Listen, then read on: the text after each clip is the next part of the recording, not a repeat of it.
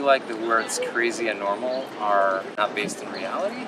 When you say something is normal, you are comparing it to a standard. There's no standard to which to compare everything to. So it's just abstract words that don't really mean anything.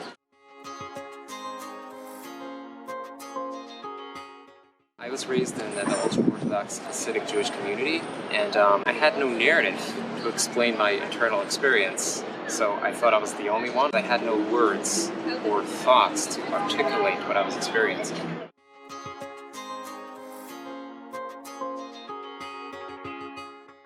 Obsessive thoughts about like all or nothing, black and white thinking. For many years I wasn't able to articulate it the way I do it now because I had no idea what was going on in my head. But when things don't go exactly to the pre-prescribed way I thought they would go or they should go, that could completely throw off my game, give me obsessive thoughts, and this is inevitable because nothing will ever go perfectly, so it's like a self-fulfilling prophecy. You would try again to do things perfectly and obviously it would fail again. There's this loop where you just go around and around, and that went on for many, many years until I identified this narrative and I was able to work on it in therapy. Bringing the best version of myself without the need to be perfect. So I guess my biggest struggle on a day-to-day basis is just accepting that things are, and they don't have to be a certain way. They just are. I am afraid of relapsing constantly. It's like this cloud that you never know when you're gonna lose a grip. Nowadays, I manage to crawl out of it quickly, but I'm always afraid it's gonna come back, and it's pretty exhausting.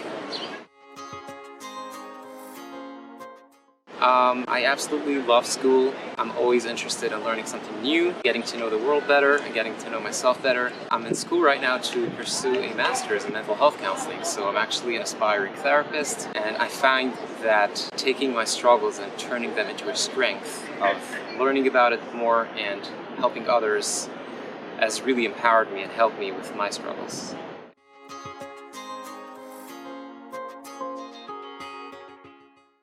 I would consider myself an introvert. I have a lot of friends and a lot of acquaintances, but I can only do it in small doses. I like spending a lot of time alone and recharging. So I would say I have a really good social life, but I don't dip into it that much because it exhausts me. So I'm satisfied with my social life. I should probably make a bigger effort of taking advantage of it.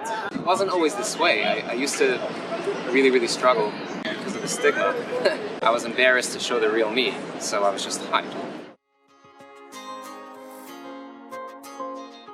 There's the part where people have struggles, whether it's regular life struggles, and then there is this meta part where you feel bad about having it. The second layer, and I feel like half of the pain that you experience struggling with mental illness is hiding it. So not only are you suffering, but you're hiding it because of the stigma, and that makes it a million times worse. So if anything, I would suggest you to just share it with one person.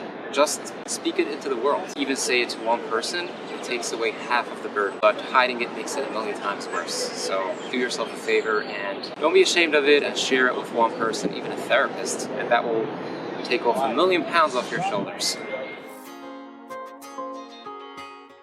Oh, somebody forgot to take their meds today, which is a phrase that you say. It's an insult. If somebody like a friend says that joke to me, I think that would be okay, because they know what I'm going through and it's like in jest. But when somebody who's not close to me would say something like that, I think that's extremely offensive. It's something that can really trigger you. Oh, you forgot to take your meds today? Not cool.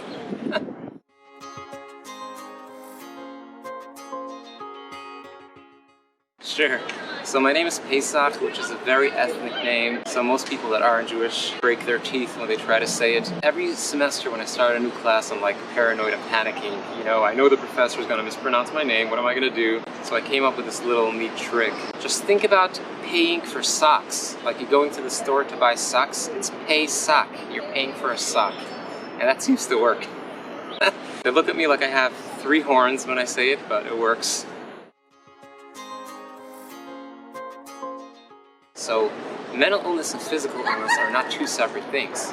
Mental illness is physical illness. There's a biological explanation to what you're experiencing, whether it's structural, hormonal. So don't think of yourself as having a mental illness and that's different than having diabetes, for example. They all fall into the same category. Mental illness is a physical illness, and there's nothing to be ashamed of. Thank you for watching this interview. For the full version, visit our website. And in the meantime, give it a thumbs up, comment down below, and share it with anyone who could benefit from it. Have a beautiful day.